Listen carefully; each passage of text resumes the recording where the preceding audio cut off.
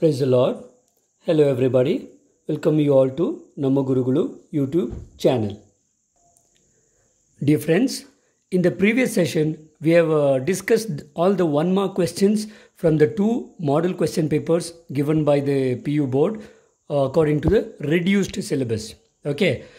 So in this short video we are going to discuss all the 1 mark questions from the year 2014 March and also July 2014. Okay, in the year 2014, we will be having 2 exams. One is main and the other one is supplementary exam. So from the year 2014, we are going to see all the 1 mark questions which have been asked by the main examination board. I hope you are ready for it, and I am also excited because for your sakes, I am making a new try so that you would be benefited. Okay, so let's not waste our time. Let's directly go on to the first question. As I told you, we are all solving the part A, that is 1 mark questions from March 2014. Okay, so the first question is a straightforward question. Write the SI unit of charge. Yes, can anyone guess? Yaradru helboda? SI unit of charge enu anta? It's a straightforward question. Everybody should know it. A very simple question. So the answer is the SI unit of charge is Coulomb. Okay, isn't it? The SI unit of charge is Coulomb. So make sure you practice the spelling. ಎಷ್ಟೋ ಮಕ್ಕಳಿಗೆ answer ಗೊತ್ತಿರುತ್ತೆ, spelling ತಪ್ಪು ಬರೀತಾರೆ. So ಆ ಒಂದು ಸಂದರ್ಭದಲ್ಲಿ ಕೆಲವು ಸರಿ ಮಾರ್ಕ್ಸ್ ಕೊಡೋದು ಕಷ್ಟ ಆಗೋಗುತ್ತೆ. So make sure you by heart the spellings properly. Okay, so the right answer for SI unit of charge is Coulomb. Sometimes you also write it as capital C. Okay, let's go on to the second question. The second question is define mobility of electron. ಇಲ್ಲಿ definition ಕೇಳಿದ್ದೇನೆ. Mobility of N electron ಅಂದರೆ ಏನು ಅಂತ. ಎಲ್ಲೆಲ್ಲಿ ನೀವು define ಅಂತ ನೋಡ್ತಿರೋ ಅದು definition ಅಂತ. Okay, fine. So answer goes like this. Mobility of an electron is defined as the magnitude of the drift velocity per unit electric field. I repeat, mobility of an electron is defined as the magnitude of the drift velocity, okay, per unit electric field. Idine in case mathematically form equation form bariyodadre, you can also be written as mobility of an electron symbol is mu. That is nothing but the Vd is nothing but velocity, drift velocity. Okay, we know velocity symbol is V. D indicates drift velocity. Okay, per unit electric field. We know electric field is denoted by E. So this is how you define the mobility of electron. Tumba simple definition ಇದೆ. ದಯವಿಟ್ಟು ಒಂದೆರಡು ಸರಿ ಬರೆದ್ರೆ ನೀವು ಆರಾಮಾಗಿ ನೆನ್ಪಿಟ್ಕೋಬೋದು. ಯಾವತ್ತು ಒಂದು ಡೆಫಿನಿಷನ್ಗೆ ಅದಕ್ಕೆ ಸಂಬಂಧಪಟ್ಟ ಈಕ್ವೇಷನ್ ಇದ್ದರೆ ಅದನ್ನು ಫಸ್ಟ್ ನೋಟ್ ಮಾಡ್ಕೊಳ್ಳಿ. ಇದಕ್ಕೆ ಸಂಬಂಧಪಟ್ಟು ನೀವು ಆರಾಮಾಗಿ ಬರ್ಕೋಬೋದು. Okay, if you can remember this equation you can easily write the definition of mobility of an electron. I repeat once again, the mobility of an electron is defined as the magnitude of the drift velocity per unit electric field. Okay, a simple answer, and that would give you 1 mark. If they ask you in the examination, you can easily do it. Okay, so moving on to the third question. The third question is, what is the nature of the force between 2 parallel conductors carrying current in the same direction? ಈ ಥರ ಪ್ರಶ್ನೆಗಳು ಬಂದಾಗ ಪ್ರತಿಯೊಂದು ವರ್ಡ್ನು ಸ್ವಲ್ಪ specify ಮಾಡಿ ಓದಬೇಕು. Okay, what is the nature of the force between 2 parallel conductors. ನಮಗೆ ತುಂಬ ಬೇರೆ ಕೇಸಸ್ ಬರ್ತದೆ. ಪ್ಯಾರಲಲ್ ಕಂಡಕ್ಟರ್ಸ್ ಪ್ಯಾರಲಲ್ಲೇ ಕನೆಕ್ಟ್ ಮಾಡಬೇಕು ಅಂತೇನಿಲ್ಲ, ಕೆಲವು ಟೈಮ್ ಸೀರೀಸಲ್ಲೂ ಕನೆಕ್ಟ್ ಮಾಡ್ಬೋದು ಅಲ್ವಾ. ಸೊ ಇಲ್ಲಿ ಕೇಳಿರೋ ಪ್ರಶ್ನೆ, nature of the force between 2 parallel conductors carrying current in the same direction. This is again a very important point. 2 parallel conductors may be connected. The direction also may be one opposite to each other. Direction same ಅಂತ ಇಲ್ಲಿ ಕೇಳಿದ್ದೇನೆ. Okay, ಕೆಲವು ಸರಿ direction opposite ಕೂಡ ನಾವು connect ಮಾಡ್ಬೋದು. Okay, the question here is, I repeat once again, what is the nature of the force between 2 parallel conductors carrying currents in the same direction. ತುಂಬ ಸುಲಭವಾದ ಪ್ರಶ್ನೆ.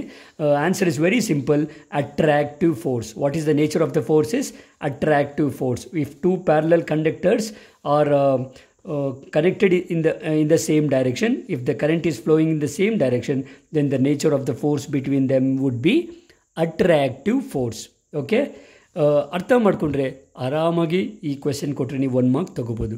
Okay, not much to write, it takes less than 10 seconds for you to write the word attractive force ಅಲ್ವಾ. ಎಷ್ಟೊತ್ತು ಬೇಕು ಬರೆಯೋಕ್ಕೆ? ಏನಂದರೆ ಉತ್ತರ ಏನು ಅಂತ ಗೊತ್ತಿರಬೇಕು. ಮುಖ್ಯವಾಗಿ ಉತ್ತರ ಏನು ಅಂತ ಗೊತ್ತಿದ್ದರೆ ಸುಲಭವಾಗಿ ನೀವು ಬರೆದು 1 ಮಾರ್ಕ್ ತಗೋಬೋದು. Okay, moving on to the 4th question. Draw the pattern of magnetic fields for a bar magnet. Okay, ನಮಗೆ ಇದು direct question, diagram ಬರೀಬೇಕಾಗುತ್ತೆ.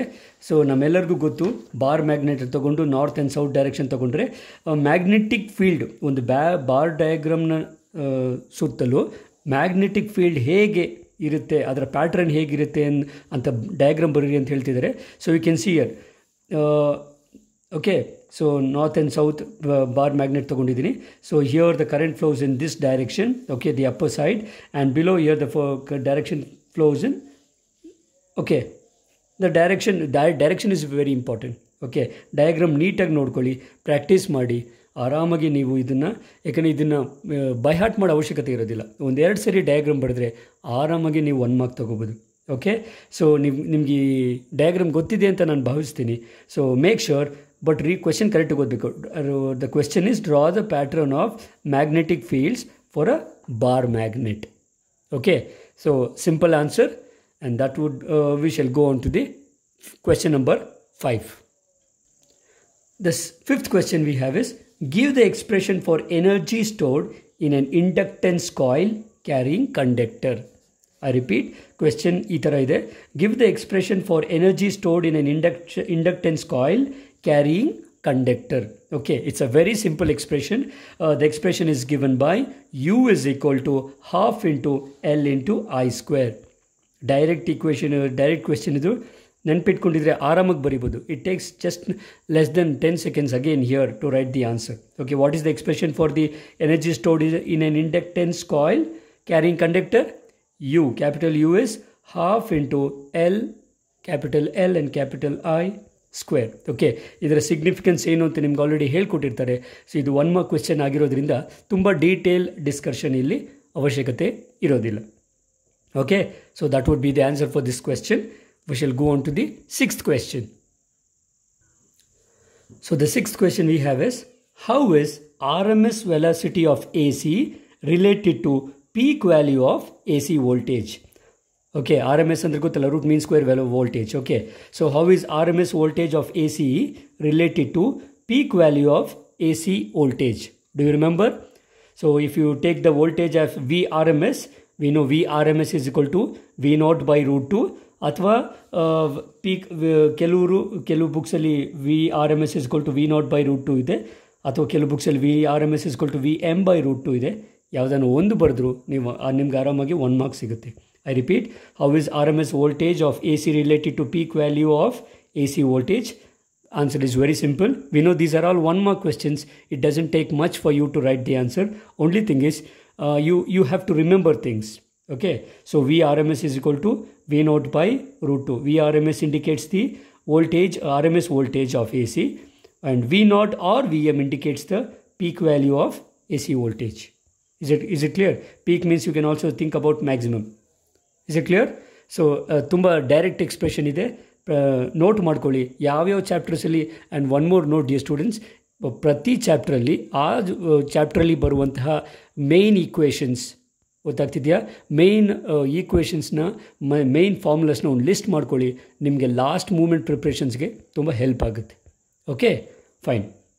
Moving on to the 7th question. What is wave front of light waves? I repeat, what is wave front of light waves? Light ವೇವ್ಸ್ನ wave front ಅಂದರೆ ಏನು ಅಂತ ಕೇಳ್ತಿದ್ದೇನೆ. ತುಂಬ simple ಇದು. It is the locus of points which oscillate in phase. ಈ ಥರ ಆದರೂ ಬರೀಬೋದು. Or it is the surface of constant phase. Wave front of light waves ಅಂದರೆ ಏನು ಅಂದರೆ, it is the surface of constant phase. ಈ ಥರ ಆದರೂ ಬರೀಬೋದು. ಅಥವಾ it is the locus of points which oscillate in phase. Oscillate ಅಂದರೆ ನಮ್ಗೆ ಗೊತ್ತು, pendulum type, from A to B and B to A, A to B and B to A. It's oscillation phase. Okay, so that is straightforward question. Only thing is you have to remember the answer. Answer ಗೊತ್ತಿದ್ರೆ ಆರಾಮಾಗಿ ನೀವಿಲ್ಲಿ ಬರೆದು 1 mark ತಗೋಬೋದು. Okay, so I hope you are understanding, ಅರ್ಥ ಆಗ್ತಿದೆ ಅಂತ ಅನಿಸುತ್ತೆ. Fine, moving on to the 8th question. Okay, 8th question, this is again a law. So most of the cases ನಿಮ್ಮ 10 ಕ್ವೆಶ್ಚನ್ಸಲ್ಲಿ ಯಾವುದಾದ್ರೂ ಒಂದು ಲಾ ಕೇಳ್ತಾನೆ ಇರೋ ಫಿಸಿಕ್ಸಲ್ಲಿ. ಸೊ ನೆನ್ಪಿಟ್ಕೊಳ್ಳೋದು ತುಂಬ ಒಳ್ಳೆಯದು. State the radioactive decay law. Radioactive decay law ಅಂದರೆ ಏನು ಅಂತ ಸ್ಟೇಟ್ಮೆಂಟ್ ಬರೀಬೇಕಂತೆ. So it goes like this: the number of nuclei undergoing the decay. ನೆನ್ಪಿಟ್ಕೊಳ್ಳಿ, ಡಿಕೆ ಅಂದರೆ ನಶಿಸಿ ಹೋಗೋದು ಅಂತಲೂ ಅರ್ಥ ಬರುತ್ತೆ. Okay, the number of nuclei undergoing the decay per unit time. Per unit time, very important. But time ಅಂತ ಬರಿಬಾರ್ದು, unit time is directly proportional to the number of nuclei in the sample. ಗೊತ್ತಾಗ್ತಿದೆಯಾ? So it is just like ಎಷ್ಟು ಅನ್ನೋದು ಖಾಲಿ ಆಗ್ತಿದೆಯೋ ಅಷ್ಟು fill ಆಗ್ತಿದೆ ಅಂದಂಗೆ ಲೆಕ್ಕ ಬರುತ್ತೆ. ಗೊತ್ತಾಗ್ತಿದೆಯಲ್ಲ? Is it clear? So I repeat, what is the radioactive decay law says the number of nuclei undergoing the decay per unit time is directly proportional to the number of nuclei in the sample. Okay, now directly proportional ಮತ್ತು inversely proportionalಗೆ meaning already ಗೊತ್ತಿದೆ ಅಂತ ಅಂದ್ಕೊಳ್ತೀನಿ. Directly proportional ಅಂತಂದರೆ remember, ಇದು ಒಂದು quantity ಇದೆ. Let me say it. If one quantity increases, the other quantity also proportionally increases. ಒಂದು increase ಆಗ್ತಿದೆ ಅಂದಾಗ ಇನ್ನೊಂದು ಇನ್ಕ್ರೀಸ್ ಆದರೆ, ಅಥವಾ ಒಂದು ಡಿಕ್ರೀಸ್ ಆಗುವಾಗ ಇನ್ನೊಂದು ಡಿಕ್ರೀಸ್ ಆದರೆ ಆವಾಗ ನಾವು ಅದನ್ನು ಡೈರೆಕ್ಟ್ಲಿ ಪ್ರಪೋರ್ಷನಲ್ ಅಂತೀವಿ. ಅಂದರೆ ಎರಡು ಒಂದೇ ಡೈರೆಕ್ಷನಲ್ಲಿ ಚೇಂಜ್ ಆಗ್ತಿದೆ. Okay, vice versa. In case ಉಲ್ಟಾ ಆದರೆ ಯಾವ ಥರ ಅಂದರೆ, if one quantity decreases and the other quantity increases, okay, ಆಗ ನಾವು ಇನ್ವರ್ಸ್ಲಿ ಪ್ರಪೋರ್ಷನಲ್ ಅನಿಸುತ್ತೆ ಅಂತ ಹೇಳ್ತೀವಿ ನಾವು. Is it clear?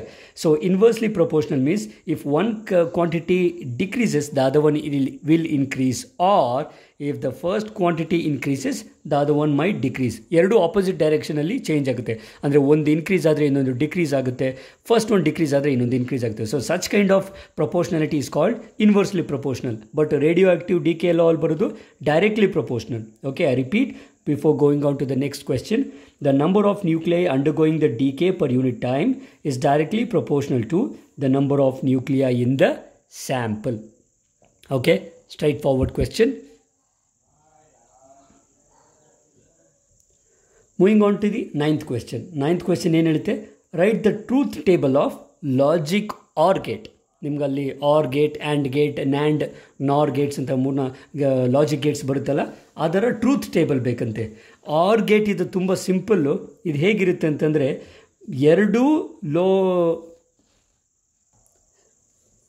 ಎರಡು ಹೈ ಸಿಗ್ನಲ್ ಇದ್ದರೆ ಅಥವಾ ಎರಡು ಲೋ ಸಿಗ್ನಲ್ ಇದ್ದರೆ ಮಾತ್ರ ನಮಗೆ ಸಿಗ್ನಲ್ ಔಟ್ಪುಟ್ ಬರೋದಿಲ್ಲ. ಅಥವಾ both are zeros means low signal or no signal ಅಂತಲೂ ತೊಗೋಬೋದು. Okay, for or gate 0, 0 will give me 0. Otherwise, ಬೇರೆ ಯಾವುದೇ ಕಾಂಬಿನೇಷನ್ ತೊಗೊಂಡ್ರು output will be high. Okay, is it clear? So R gate ಇಲ್ಲಿ truth table ಕೇಳಿದ್ದಾನೆ. Truth table ಕೇಳಿದರೆ truth table ಬರೀರಿ. ಯಾವಾಗಲೂ safer ಸೈಡ್ಗೆ ಟ್ರೂತ್ ಟೇಬಲ್ ಜೊತೆಗೆ ಅದರ ಸರ್ಕ್ಯೂಟ್ ಡಯಾಗ್ರಾಮ್ ಆರ್ ಸಿಂಬಲ್ ಕೂಡ ಗೊತ್ತಿರಬೇಕು. ಓಕೆ, ಸೊ ಆರ್ ಗೇಟ್ನ ಟ್ರೂತ್ ಟೇಬಲ್ ಏನಾಗುತ್ತೆ, 0, 0ಗೆ ಇನ್ಪುಟ್ ಇದ್ದರೆ ಔಟ್ಪುಟ್ 0 ಇರುತ್ತೆ, 0, 1 ಇದ್ದರೆ 1 ಇರುತ್ತೆ, 1, 0 ಇದ್ದರೂ 1 ಇರುತ್ತೆ, ಬೋತ್ ಆರ್ 1 ಇದ್ದರೂ 1 ಇರುತ್ತೆ. We know 0 indicates low signal, 1 indicates high signal. Okay, is it clear? So ನೆನ್ಪಿಟ್ಕೊಳ್ಳಿ, ಯಾವತ್ತು ನಿಮಗೆ ಸೇಫರ್ ಸೈಡ್ಗೆ ಟ್ರೂತ್ ಟೇಬಲ್ ಪಕ್ಕದಲ್ಲೇ ಅದರ ಸಿಂಬಲ್ ಕೂಡ ಬರ್ಕೊಳ್ಳಿ. ಓಕೆ, ಬಿಕಾಸ್ ಕೆಲವು ಸರಿ ಡೈರೆಕ್ಟಾಗಿ ಸಿಂಬಲ್ಲೇ ಕೇಳಿರ್ತಾನೆ 1 ಮಾರ್ಕ್ಗೆ. ಓಕೆ, ಅದು ನಮ್ಮ ಮುಂದಿನ ಕ್ವೆಶ್ಚನ್ ಪೇಪರ್ಸಲ್ಲಿ ನಾವು ನೋಡ್ತೀವಿ. Okay, it's a straightforward question. I don't think so you need any further explanation for this. Okay, ತುಂಬ ಈಸಿಯಾಗಿ ಅರ್ಥ ಆಗುತ್ತೆ. Okay, moving out to the one last question. 10ನೇ question, the 10th question: give the bandwidth of T V signal for transmission. So T V signals transmit ಆಗಬೇಕಂದ್ರೆ bandwidth ಎಷ್ಟಿರಬೇಕು ಅಂತ ಅನ್ನೋದು ಪ್ರಶ್ನೆ. Very simple question. The answer is 6 MHz. Okay, so the answer for the bandwidth of T V signal for transmission is nothing but 6 MHz. Okay, so this is the discussion of all 1 mark question. ಈಗ March 2014 ಮುಗಿದಿದೆ. We have finished it. and let's go to the July 2014 question paper, starting with the first question. So let's move on to the question paper from July 2014. Okay, so going on to the first question is a straightforward question. What is a capacitor? Yes, any guesses? ನಿಮ್ಗೆ ಗೊತ್ತಿದೆ ಅನಿಸುತ್ತೆ. Very ತುಂಬ simple. ಈಗ ನಾವು ಬ್ಯಾಂಕಲ್ಲಿ ಹೋದರೆ ಬ್ಯಾಂಕಲ್ಲಿ ಏನಿರ್ತೀವಿ ಸಾಮಾನ್ಯವಾಗಿ ದುಡ್ಡು, ಕ್ಯಾಶು ಅಥವಾ gold, whatever your assets are. Okay, capacitor ಕೂಡ ಹೆಚ್ಚು ಕಡಿಮೆ ಅದೇ ಥರ, ಬ್ಯಾಂಕ್ ಥರ. ಆದರೆ ಈ ಬ್ಯಾಂಕಲ್ಲಿ ಏನಿರುತ್ತೆ ಅಂದರೆ ಎಲೆಕ್ಟ್ರಿಕಲ್ ಚಾರ್ಜಸ್ ಇರುತ್ತೆ. Okay, I repeat. So a capacitor is a device used to store the electric charges. Okay, so ಯಾವ ಡಿವೈಸಲ್ಲಿ ಎಲೆಕ್ಟ್ರಿಕ್ ಚಾರ್ಜಸ್ನ ಸ್ಟೋರ್ ಮಾಡ್ತೀವೋ ಅದನ್ನು ಕೆಪಾಸಿಟರ್ ಅಂತೀವಿ. I repeat, a capacitor is a device used to store electric charges. ಅರ್ಥ ಆಗ್ತಿದೆಯಲ್ಲ? ತುಂಬ simple ಇದೆಯಲ್ಲ, single line statement. What is a capacitor ಅಂತ ಕೇಳಿದರೆ, a capacitor is a device used to store the electric charges. Straight forward answer ಇರುತ್ತೆ. ಖಂಡಿತವಾಗ್ಲೂ ನೀವು ಬರೀತೀರೋ ಅನ್ನೋ ವಿಶ್ವಾಸ ನನಗಿದೆ. Okay, so simple question. Let's go on to the second question. The second question is a definition. ಯಾವ definition? Define drift velocity of electrons. ಎಷ್ಟೋ ಸರಿ ನಿಮಗೆ ಪ್ರಶ್ನೆಗೆ ಅರ್ಧ ಉತ್ತರ ಪ್ರಶ್ನೆಯಲ್ಲೇ ಇರುತ್ತೆ. ಓಕೆ, ನೀವು ಅದನ್ನು ಸಿಸ್ಟಮ್ಯಾಟಿಕ್ ಫಾರ್ಮಲ್ಲಿ ಬರೆಯೋದನ್ನು ಕಲಿಬೇಕು. Okay, so what do you mean by drift velocity of electrons? So drift velocity of electrons is the average velocity with which free electrons drift in a metallic wire when potential difference is applied across its ends. ಅರ್ಥವಾಗ್ತಿದೆಯಾ? So ಒಂದು simple definition. Okay, potential ಡಿಫ್ರೆನ್ಸ್ನ ಅನ್ನೋದು apply ಮಾಡಿದಾಗ free electrons metallic ವೈರಲ್ಲಿ drift ಆಗೋದು.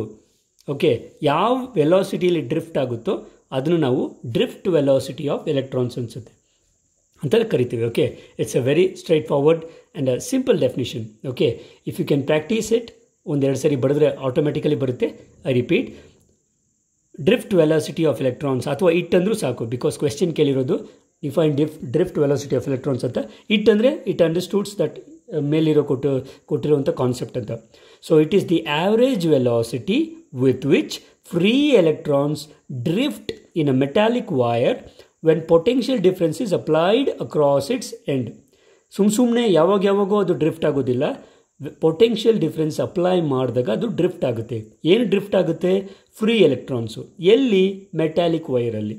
Okay, so ಅದು ಯಾವ ವೆಲಾಸಿಟಿಯಲ್ಲಿ ಡ್ರಿಫ್ಟ್ ಆಗುತ್ತೋ ಅದನ್ನು ನಾವು ಡ್ರಿಫ್ಟ್ ವೆಲಾಸಿಟಿ ಅಂತ ಕರಿತೀವಿ. ಓಕೆ, ಸಿಂಪಲ್ ಇದೆಯಲ್ವಾ?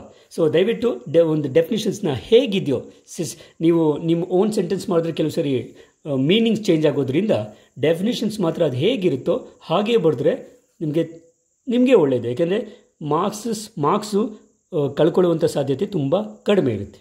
Okay, so that is the answer. Moving on to the third question.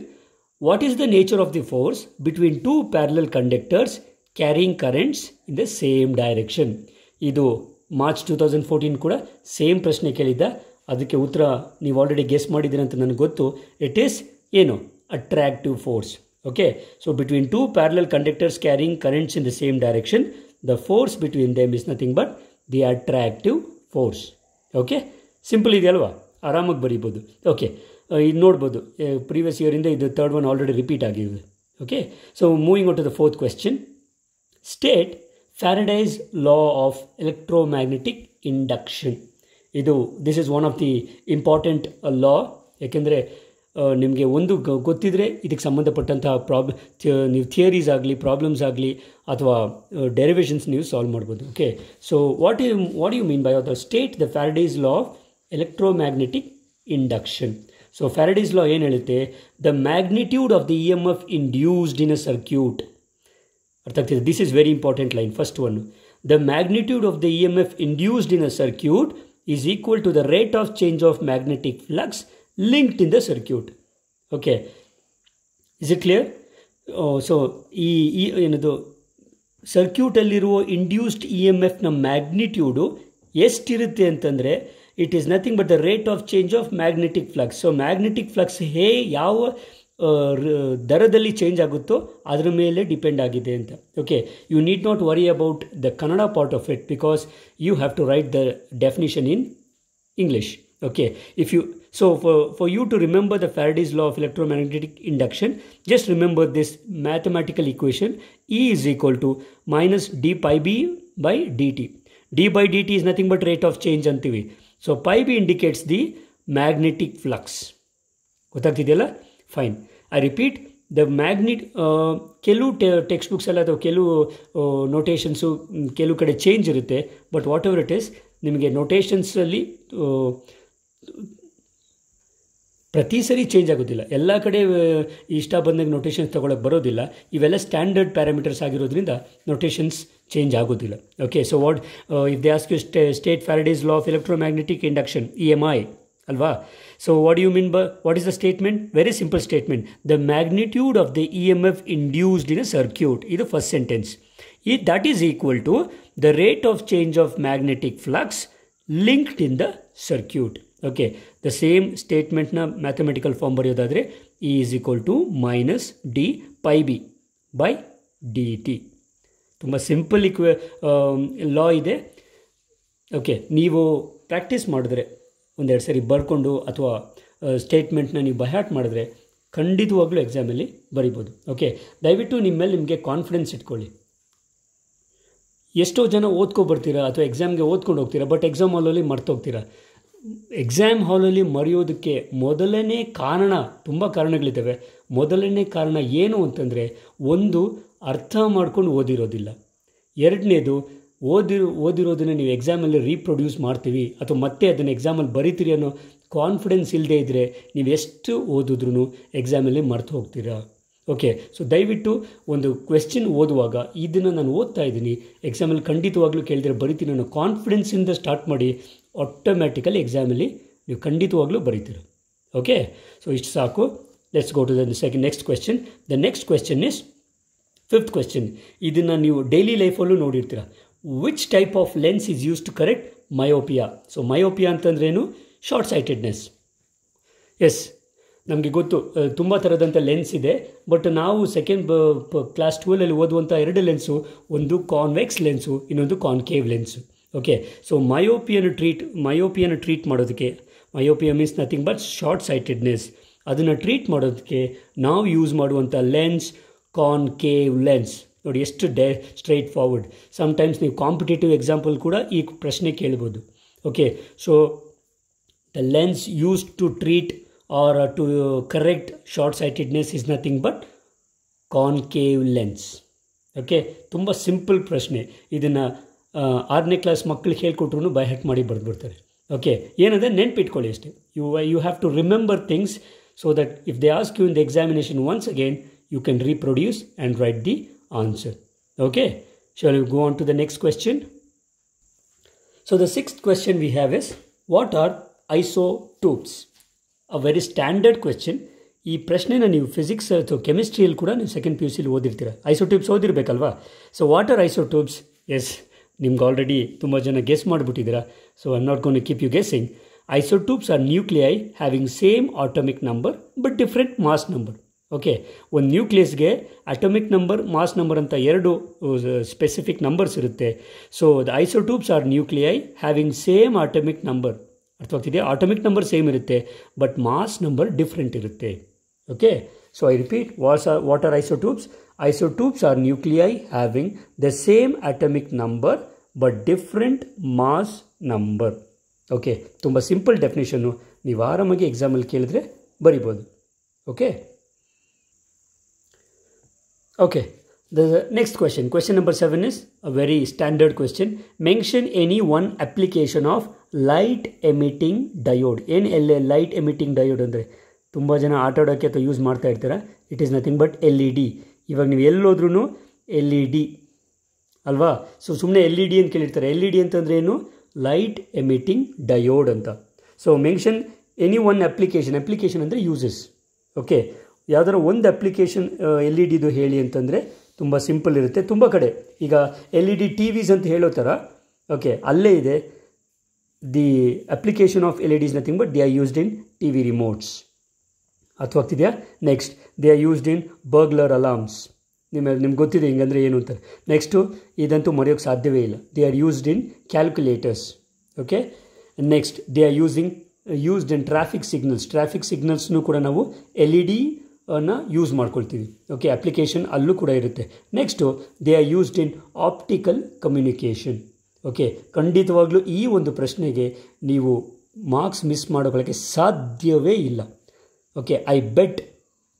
So ಈ ಪ್ರಶ್ನೆ ನಿಮಗೆ ಕ್ವೆಶ್ಚನ್ ಪೇಪರಲ್ಲಿ ಕೊಟ್ಟರೆ 70 ಮಾರ್ಕ್ಸ್ಗೆ ನೀವು 0 ತಗೊಳ್ಳೋಕ್ಕೆ ಸಾಧ್ಯವೇ ಇಲ್ಲ. ಬಿಕಾಸ್ ಒಂದು ಚಿಕ್ಕ ಮಗುಗೂ ಗೊತ್ತಿರುತ್ತೆ TV ರಿಮೋಟ್ನ ಅವ್ರು ಯೂಸ್ ಮಾಡೇ ಮಾಡ್ತಾರೆ. ಸೊ TV ರಿಮೋಟ್ ಎಷ್ಟೋ ಸರಿ ಕೂತಿರೋ ಜಾಗದಲ್ಲಿ ಚಾನೆಲ್ ಚೇಂಜ್ ಆದಾಗ ಎಷ್ಟೋ ಜನ ಅಂದ್ಕೊಳ್ತಾರೆ ಏನು ಟೆಕ್ನಾಲಜಿ ಅಲ್ವಾ, ಕೂತಿದ್ದ ಜಾಗದಲ್ಲಿ ಈಗೆಲ್ಲ ಬರೀ TV ಚೇಂಜ್ ಮಾಡೋದು ಬಿಡಿ, ಫ್ಯಾನ್ ಕೂಡ ಫ್ಯಾನ್ ಸ್ಪೀಡ್ ಚೇಂಜ್ ಮಾಡ್ಬೋದು, ಫ್ಯಾನ್ ಆನ್ ಆ್ಯಂಡ್ ಆಫ್ ಮಾಡ್ಬೋದು. ಕೆಲವು ಅಡ್ವರ್ಟೈಸ್ಮೆಂಟ್ ನೋಡಿರ್ಬೋದು, ನಮ್ಮ MS ಧೋನಿ ಅವರ ಅಡ್ವರ್ಟೈಸ್ಮೆಂಟ್ ಬರ್ತಾರೆ, ಕೂತಿದ್ದ ಜಾಗದಲ್ಲೇ ಫ್ಯಾನ್ ಆನ್ ಮಾಡೋದು, ಅಥವಾ ಲೈಟ್ಸ್ ಕೂಡ ಸ್ವಿಚ್ ಆನ್ ಸ್ವಿಚ್ ಆಫ್ ಮಾಡ್ಬೋದು. So there we use something called the LEDs, light emitting diodes. Okay, so ಅಪ್ಲಿಕೇಶನ್ನು ತುಂಬ ಇದ್ದಾವೆ. ಯಾವುದನ್ನು ಒಂದು ಕೇಳಿದ್ರೆ ಒಂದು ಬರೀರಿ, 2 in case if they ask you for 1 mark usually ಒಂದೇ ಕೇಳೋದು. ಓಕೆ, ಯಾವುದನ್ನು ಒಂದು ಕರೆಕ್ಟಾಗಿ ನೆನ್ಪಿಟ್ಕೊಳ್ಳಿ, ಕೇಳಿದ್ರೆ ಎಕ್ಸಾಮಲ್ಲಿ ನೀಟಾಗಿ ಬರೀರಿ, 1 ಮಾರ್ಕ್ಸ್ ತೊಗೊಂಡೋಗಿ. Okay, let's move on to the next question. The next question is, write the circuit symbol of AND gate. So ನೀವು ಪ್ರೀವಿಯಸ್ಸಲ್ಲಿ OR ಗೇಟ್ಗೆ ಟ್ರೂತ್ ಟೇಬಲ್ ಕೇಳಿದ್ದ, ಇಲ್ಲಿ ಸರ್ಕ್ಯೂಟ್ ಸಿಂಬಲ್ ಕೇಳಿದ್ದಾನೆ AND ಗೇಟ್ಗೆ. ಓಕೆ, ಸೊ ಸಿಂಬಲ್ ಈ ಥರ ಇರುತ್ತೆ. AND gate is just like ನಾವು ಇಲ್ಲಿ, ಸೊ ಈ ಥರ ಇರುತ್ತೆ.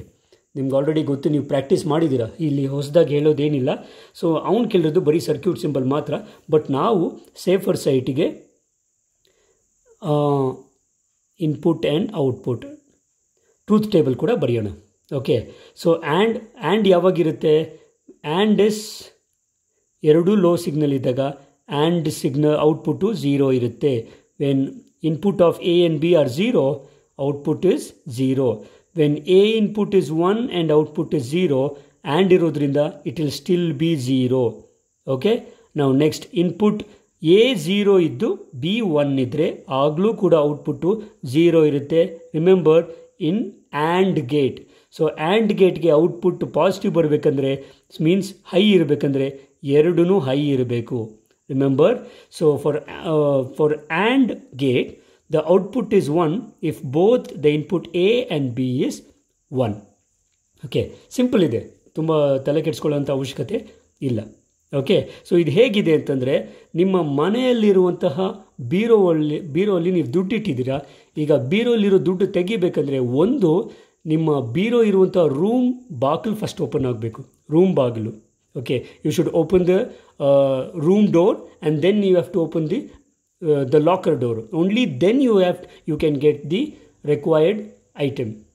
So that means ಯಾವುದನ್ನು ಒಂದು ಓಪನ್ ಆಗಿದ್ದು ಇನ್ನೊಂದು ಕ್ಲೋಸ್ ಆಗಿದ್ದರೆ ನಿಮಗೆ ಬೇಕಾಗಿರುವಂಥದ್ದು ಸಿಗೋದಿಲ್ಲ. It is just like this. 2 close ಆಗಿದ್ರೂ ಆಗಲ್ಲ, ಒಂದು ಓಪನ್ ಆಗಿ ಇನ್ನೊಂದು ಕ್ಲೋಸ್ ಆಗಿದ್ರೂ ಆಗಲ್ಲ. 2 ಓಪನ್ ಇದ್ದರೆ ಮಾತ್ರ ನಿಮಗೆ ಇಲ್ಲಿ ಸರ್ಕ್ಯೂಟ್ ಕನೆಕ್ಷನ್ನು ಔಟ್ಪುಟ್ಟು ಬರುತ್ತೆ. ಓಕೆ, ಸೊ ಆ್ಯಕ್ಚುಲಿ ಕ್ವೆಶನ್ ಕೇಳಿರೋದು ಬರೀ ಸರ್ಕ್ಯೂಟ್ ಸಿಂಬಲ್ ಮಾತ್ರ. ಬಟ್ ಲಾಜಿಕಲ್ ಟ್ರೂತ್ ವ್ಯಾಲ್ಯೂಸ್ ಕೂಡ ಗೊತ್ತಿದ್ರೆ ಒಳ್ಳೆಯದು. Okay, so moving on to the 9th question. Give an expression for range of an antenna of its height from the ground. Okay, so give an expression for range of an antenna of its height from the ground. Direct question ಆಗಿರುತ್ತೆ. So you know, 1 mark question ಆಗಿರೋದ್ರಿಂದ ತುಂಬ ಡೀಟೇಲಾಗಿ ಹೋಗೋದಿಲ್ಲ. DM is nothing but root of 2r plus ht, okay, plus root of 2r h suffix r. Okay, ಇದು ಏನನ್ನು indicate ಮಾಡುತ್ತೆ ಅಂತ ನಿಮ್ಗೆ ಗೊತ್ತಿರುತ್ತೆ. ಓಕೆ, 1 ಮಾರ್ಕ್ ಕ್ವೆಶ್ಚನ್ ಆಗಿರೋದ್ರಿಂದ ಬರೀ ನೀವು ಈ ಒಂದು ಎಕ್ಸ್ಪ್ರೆಷನ್ ಬರೆದ್ರೆ ನಿಮಗೆ 1 ಮಾರ್ಕ್ ಸಿಗುತ್ತೆ. Okay, simple question. ಏನಂತಂದರೆ ಈಕ್ವೇಷನ್ ನೆನಪಿರಬೇಕು. Okay, so let's move on to the last question, the question number 10. Okay, this is very important question. What is amplification? Amplification ಅಂತ ಕೇಳಿರ್ತೀರಾ, ಅಥವಾ ಇನ್ನೂ ಡೈರೆಕ್ಟಾಗಿ ಕೇಳೋದಾದರೆ ಆ್ಯಂಪ್ಲಿಫೈಯರ್ ಅಂತ ಕೇಳಿರ್ತೀರ ಅಲ್ವಾ?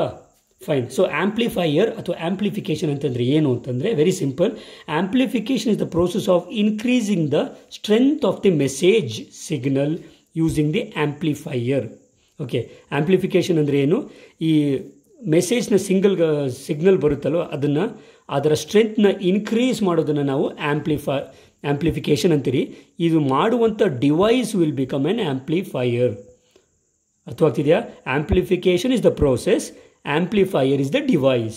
I repeat, amplification is the process of increasing the strength of a message signal using an amplifier. So amplification ಆಗಬೇಕು ಅಂತಂದರೆ amplifier ಇರಲೇಬೇಕು.